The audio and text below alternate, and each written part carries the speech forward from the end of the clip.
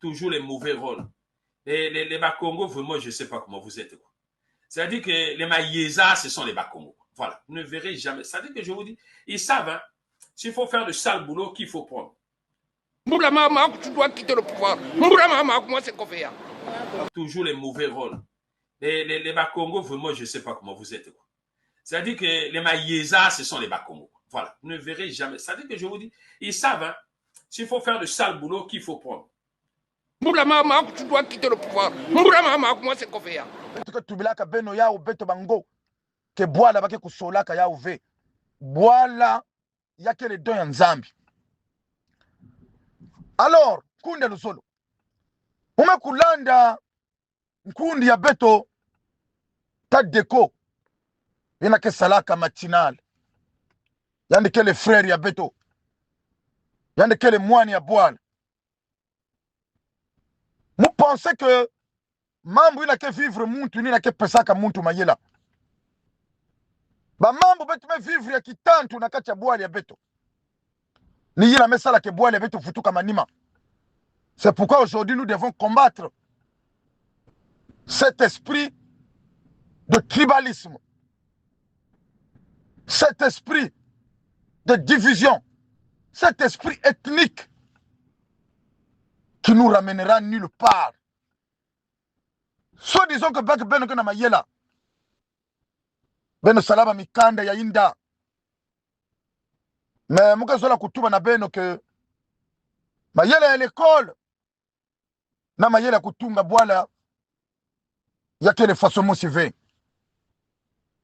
nzambi pesaka beto yinwa mosi samu beto zonza ndambu makutu zole samu beto kuwa mingi bankunja luzolo etat d'Henri Deco. C'est pas pour la première fois mais basika na kuzonzila mambu ya ba Congo mais muka zola kubambula andi moyo ke ba Congo ni ba sudisi nyonso ba Congo le ba ke zonza ba Congo ni ba sudisi nyonso si ba mezonza ba nordis donc ni bantu le nord nyonso parce que Boala yake vandaka divisé en 4 points cardinaux. En 4 points cardinaux. C'est ma maison là le nord, ni bantu nyonso le nord. Il y a le sud, betu kuna bake bokelaka ba Congo, ni fasina ba bani bokelaka ba bantu le rentama. Mais bankunda lusolo. Bene bantuke landaka ba bantu ina. Façon me tuba kibusi ya munu Mama Zoé. Que beno zimana avec le fait que beno kuza talaka ba bantu ina. Bele ke pesaka ba Jones. Bake zwa mbongo mingi na TikTok. Bake zwa mbongo mingi na ba réseaux sociaux. Yame kumaka kisalu ya baou. Ni na ba mase zodelaka mbongo. Parce que nombreux en France ici ont raté leur vie. Nombreux. On met tout avec l'Henri Deco mais raté vie. Mais mingi. Bankunya lusolo. Donc TikTok me kusa pesa ba opportunité ya kuzwa mbongo. Mais beto ba Congolais ke na jaka na nsatu ya la NV. Ya jalousie ve. Ya bantima yimbi ve. Beto sala ngolo. Na ku gérer que ba sujet bien. Beto gérer que ba sujet na coup de l'émotion ve. Si mumboshi me sala erreur. Mais so sankumbu yandi sa munge dénoncer mambu yina yandi me kusala ya yimbi. Si munu lengo de kinkembo me kusala erreur. Zonzila munu me kuzonzila bantu le poule nyonso ve ba Congo nyonso ve ba lari nyonso ve kuza kufinga bawu ke kuza kufinga ba Congo ke bake ba yeza. Yeza ni muchira ke bandaka na maladi. Bake bokila en aliéné. Il a ke konda kumba kamante. Mais ba yeza bake sola ka fe ba umosi bakuma ba yeza. Yake vandaka décision ya nzambi. Mengenge ke nani nakuza finga ba bantu ba yeza. Ça démontre que beno que na bassesse d'esprit. Ça démontre que nzambi pele na kupesa beno bosi ya kuza kimfumu ve. Parce que nzambi na kupesa nge boso ya kuzwa timfumu.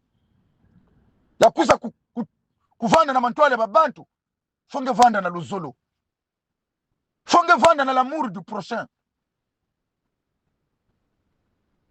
Ni yawu ina bankunde luzolo. Si beto zola kutala diaka bampasi ve. Si beto zola beto continue na kacha bampasi ve. Si beto zola ke bwali ya beto kwenda na mantwala. Beto changer bansalulu. Beto changer bansalulu. Ah. Bankunda luzolo. Batata na bamama. Beto bango. Beto ke vandaka na place na bake zonzela ki tribalisme ve. Beto ke vanda na place na bake kuzonzela ka bandinga ya babantu ve. Parce beto ke le bani ya tata mosi mama mosi. Si muntu ke na kati ya par exemple ya PCT. Ya que le parti politique ya boa ya beto. Ça c'est son choix. Vous avez choisi la démocratie, non? Si muntu ke na kati ya UPADES. Mais ça c'est son choix. Il y a une chose que j'ai remarqué. Mambu nyonso yuna ke salaka mwane le poule. Yake vandaka toujours ya nini. Bon. Batubaka ke ichina bake kulosaka ba matadi nina ke vandaka na bambutu ya bambuma ya mbwaki. Sa mobeno kudia yao. Ah. Mebene ke kudia bane le poule. Ba Congo yina bene ke kutubaka. Jusqu'à quand? Vous avez fait ça quand tout parfait Kolela était là?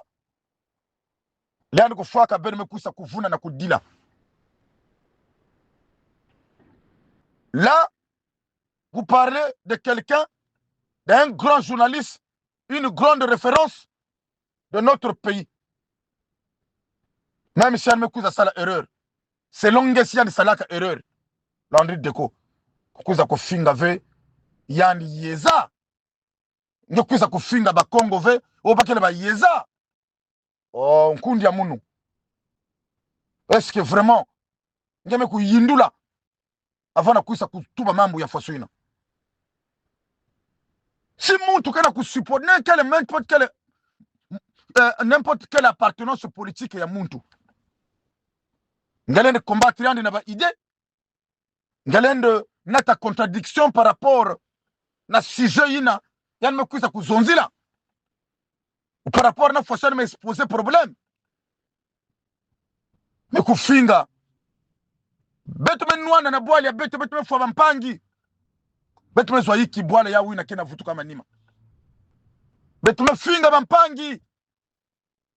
Bwala ya wina kena kuvutu kama nima. Mais moi je vois des débats, on est dans un grand pays. La France, je vois des débats. Pourquoi tu as la contradiction? Tu as politicien. Mais pourquoi tu as la bantu que finga ka bantu ve? Pourquoi tu as la bantu que finga ka bantu ve? Ah, bankunda lozol. Je pense qu'il n'y a que nous les Congolais, qui avons cette facilité-là d'injurier les gens, d'injurier les nôtres. Mais Médard Milandou, c'est quand même une grande référence dans notre pays. C'est pas que ngenge metelama na manima ya téléphone, nkundi ya munu, ngeme kuma journaliste. Ngele na se comparer ve na Médard Milandou. Beto vanda bino quand même na mwabu zitu. Hein? Vous kuza ku répondre nge parce que nkundi ya munu Nzeke zonzila kamambu ya bakongo trop. Na kele mbote ve. Ngele na kukomande bwala yina ve samba Congo. Ngele na kwena finga bakongo ba yeza ve. Ubenge mezaba histoire le Congo ve. Mais la locomotive du Congo c'est quand même le poule, même si aujourd'hui le poule est détruit. Mais la majorité des grands cadres administratifs dans notre pays, c'est les gens quand même du poule. Quand le colon est parti, après le soi-disant indépendance, mais le Congo était resté dans les mains quand même des enfants du poule. Oh, chers amis, je pense que ça, on ne va pas on ne va plus refaire une cour d'histoire aux Congolaises et aux Congolais. Peut-être babana ina me butuka malmaliai. Mingeve Landry Dego. Bankune Luzolo. Ina kele bansalulu ya Yimbi. Munungo. Le ngo de Kinkembo. Je condamne fermement bansalulu ya ina ya Yimbi ya kwena fingaka babantu. Ya kufingaka si muntu mosi si mulari me sala erreur. Mumbosi me sala erreur. Ou bien Mubembe me sala erreur. Muvili. Beno zonzila yandi musi. Belenda zonzila ba vilignon sauvé. Mais je vais vous rappeler un truc. Hein? Aujourd'hui, celui qui représente l'opposition aujourd'hui, le président de l'opposition, il n'était pas dans l'UPADES. Les Mabiala aujourd'hui qui est dans PCT, ils n'étaient pas dans l'UPADES. Monsieur Nsayi, qui était la deuxième personnalité de UPADES il n'y a pas très longtemps, il n'est pas ministre aujourd'hui. Mais pourquoi erreur yina oube calcul na ke salaka moine le poule ben que tala toujours ya ou kima yimbi. Là nous avons reçu récemment l'honorable président d'un parti politique qu'il est aussi, président de l'administration de FIGA, M. Malanda Samba, mais kuza kuzonzi la mambo ya entreprendre. Mais tu peux être dans n'importe quel parti politique. Tu peux aller entreprendre au Congo pour donner de l'emploi aux Congolais et aux Congolaises. Nous savons, nous tous, que dans notre pays, nous entreprenons très très peu. Nous n'avons pas cette culture-là. Même si on est opposant, mais il y a des choses parfois qu'on peut accepter. Un opposant ne peut pas être radical en tout. Mouke Talaba Marie Le Pen bake kwenda na l'Élysée. Mouke Talaba Mélenchon bake kwenda na l'Élysée na kwenda discuter na Macron. Même si bake na idéologie motivée, vision motivée. Oh, ça prouve la bassesse d'esprit que nous avons, surtout nous au niveau de cette diaspora. C'est pourquoi que nous ramenons rien, pratiquement rien. Nous devrons changer ça. Nous devrons changer cette mentalité. Comme que seuls les morts et les imbéciles qui ne changent pas. Mais muntu ke kulaka, muntu ke changer ke.